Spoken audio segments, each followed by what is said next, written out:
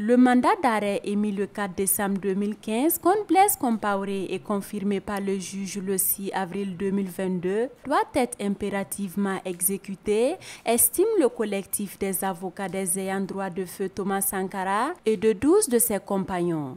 Le procès qui s'est tenu sur l'assassinat de ces derniers a en effet condamné Blaise Compaoré par contumace pour son implication dans le drame du 15 octobre 1987. Contrairement à ce qu'une certaine rumeur a tenté de faire circuler sur les réseaux sociaux en attribuant la suspension des mandats d'arrêt pour 24 heures au Conseil supérieur de la magistrature, il n'en est absolument rien.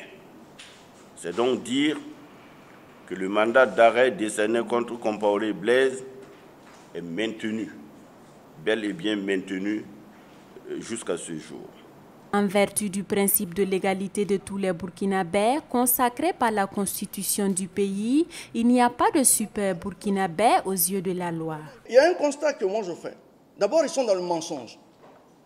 Et pour moi, c'est honteux de leur part. C'est irresponsable de la part de ceux qui gouvernent un pays comme le nôtre. Pourquoi je dis cela?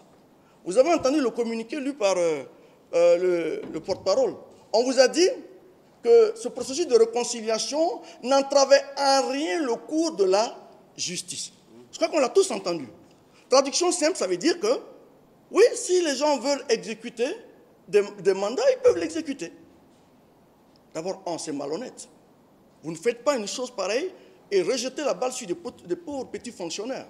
Deux, ils mentent. Ils mentent parce que l'État ivoirien a dit que s'ils ont convoyé Blaise Compaoré au Burkina, c'est parce qu'ils ont reçu toutes les assurances et garanties de nos autorités qui ne seraient pas inquiétées.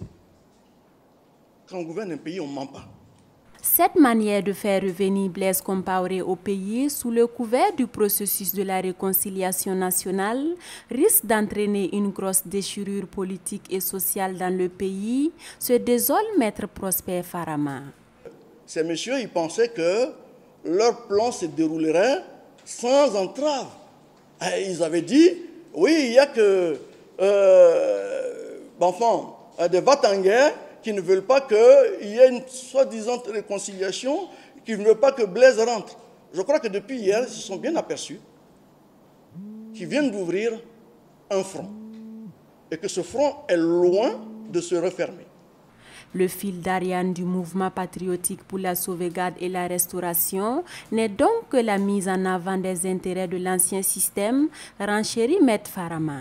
Finalement, ils n'ont pris le pouvoir, en vérité, que pour restaurer l'ancien système et sauvegarder les intérêts de l'ancien système. On a chassé des gens d'ici, ce n'est pas des individus qui les ont chassés, c'est le peuple qui les a chassés.